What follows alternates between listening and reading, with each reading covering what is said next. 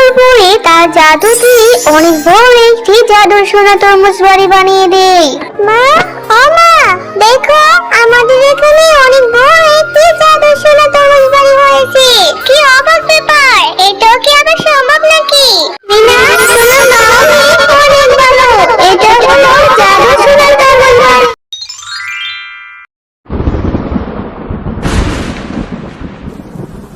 মা, বাইরে তো আজ অনেক বৃষ্টি হচ্ছে। হ্যাঁ রে মা, বৃষ্টি দেখে তো মনে হচ্ছে এবার অনেক বন্যা হবে। কি বলছো মা, বন্যা হবে?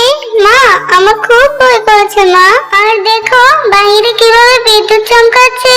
মা, বন্যা হলে আমাদের ভাসিয়ে নিয়ে যাবে না তো? তুই ভয় পাস না রে মা, আল্লাহ যাই করে সব মানুষের মঙ্গলের জন্যই করে। আর আমি তো আছি, আমাদের দুজনের কিছুই হবে না। চল, এবার অনেক রাত হয়েছে, এবার ঘুমিয়ে পড়ি। মিনা, দেখ দেখ, আকাশ কত ফর্সা হয়ে গেছে, আর বৃষ্টি আসবে না। মা, মিনা, আমি একটু বাজারে যাচ্ছি, তুই এদিক ওদিক কোথাও যাস না, কেমন? মা, তুমি বাজারে যাচ্ছ?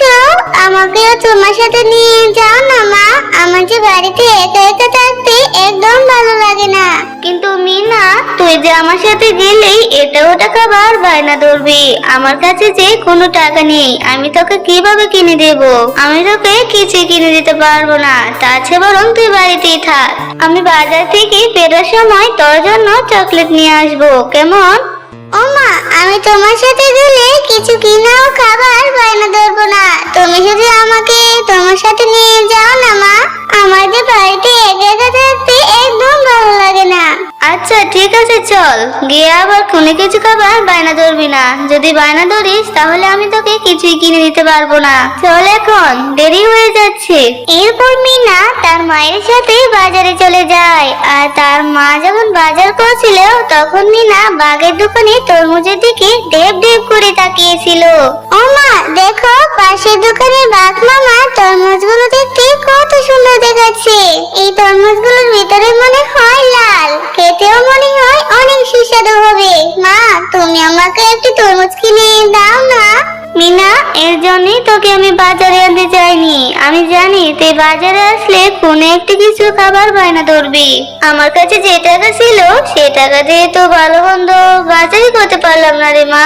মিনা, আমি তোকে কি করে তরমুজ কিনে দেবো বল? আমার কাছে যে কোনো টাকা নেই। চল এখন বাড়িতে চলে যাই, পরে টাকা হলে তোকে কিনে দেবো। ও মা, মা, তোমার রান্না করতে তো এখনো অনেক সময় বাকি আছে। ততক্ষণে না হয় আমি ববিদের বাড়িতে খেলা করে আসি। মিনা, তুই না কেবলই বললি তোর প্রচুর খিদে পেয়েছে, এত খিদে নিয়ে তুই কি করে খেলবি? এখন যেতে হবে না, রান্না শেষ হলে খেয়ে দিয়ে তারপর যাস। মা, আমি তাড়াতাড়ি চলে আসবো, বেশি দেরি করবো না। খেলাধুলা শেষ করে তারপর বাড়ি এসে ভাত খাবো। যাই মা, প্লিজ। ঠিক আছে ঠিক আছে, যা, এখন বেশি দেরি করবি না, তাড়াতাড়ি চলে আসবি কিন্তু। ববি, এই ববি, তুই মাঠে খেলা করতে যাসনি কেন রে? চল চল, আমরা মাঠে গিয়ে খেলা করি। না রে মিনা, আমি এখন তোর সাথে খেলতে যেতে পারবো না। আমার মা যে আমাদের ঘরের পিছনের বাগান থেকে তরমুজ উঠাচ্ছে, আমার মা আমাকে সাহায্য করতে যেতে বলেছে। আমি এখন আমার মার কাছে যাবো রে। ববি, তোদের তরমুজ বাগান থেকে তরমুজ উঠাচ্ছিস, আমাদেরও তোর সাথে নিয়ে যা না।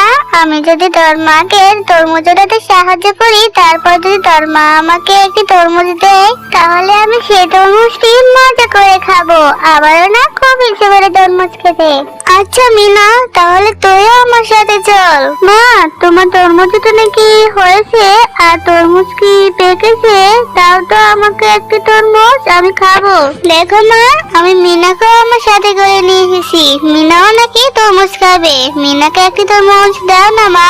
আজ আর তরমুজ ওঠাবো না রে ববি, এখন বাড়িতে চলে যাব, তোর আর সাহায্য করতে হবে না। আর তুই নাকি মিনাকে তরমুজ দেওয়ার কথা বলছিস? একটা তরমুজের দাম কত জানিস? 400 টাকা। আমি এই ছোট লোকের বাচ্চাটাকে কেন ফ্রিতে তরমুজ দিব? কাকিমা, তোমাদের তরমুজ বাগানে তো অনেক তরমুজ ধরেছে, এখান থেকে না হয় আমাকে একটি তরমুজই দাও। তোদের মতো ফকির মিসকিনদের জন্য আর পারি না। আমার মেয়েটাকে ভুলিয়ে বলে ঠিকই এসেছিস তরমুজ খাওয়ার জন্য। আমি তোকে কোনো তরমুজ দিতে পারবো না, যা তো এখন এখান থেকে। মা, ও মা, তুমি কেন করছো? আমাদের তরমুজ বাগানে তো অনেক তরমুজ ধরেছে। ওরা তো গরিব, ওরা তরমুজ খাওয়ার জন্য টাকা কোথায় পাবে মা? ওকে একটি তরমুজ দিয়ে দাও না মা।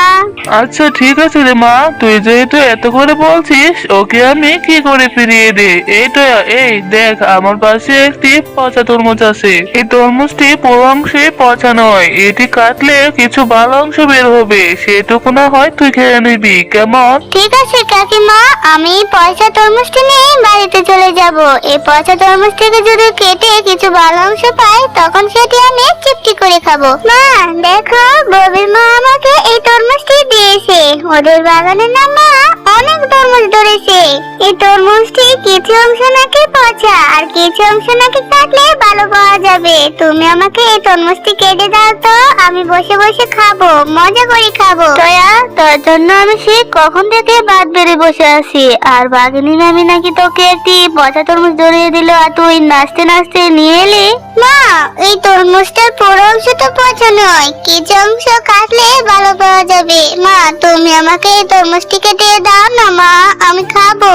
মিনা, এত যে ধরিস না রে মা, এই পচা তরমুজটি খেলে যে তোর পেট খারাপ করবে, আর পেট খারাপ করলে তোর অসুস্থ হবে, আর অসুখ হলে ডক্টর তোকে ইঞ্জেকশন দেবে। তুই চিন্তা করিস না রে মা, আমার টাকা হলে আমি তোকে অনেক বড় একটি তরমুজ কিনে দেব। এখন তুই এই তরমুজটি ফেলে দিয়ে আয়। ঠিক আছে মা, আমি এখনই এই তরমুজটি ফেলে দিয়ে আসছি।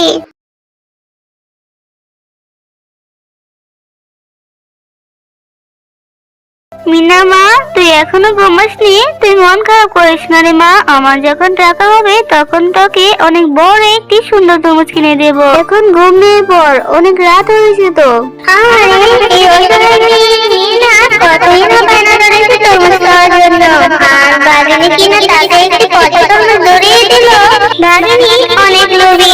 আমি একটি কাজ করি, এই পচা তরমুজটি থেকে জাদু করে একটি সোনার জাদু তরমুজ বানিয়ে দিই। তাতে এদের কোনো অভাব থাকবে না।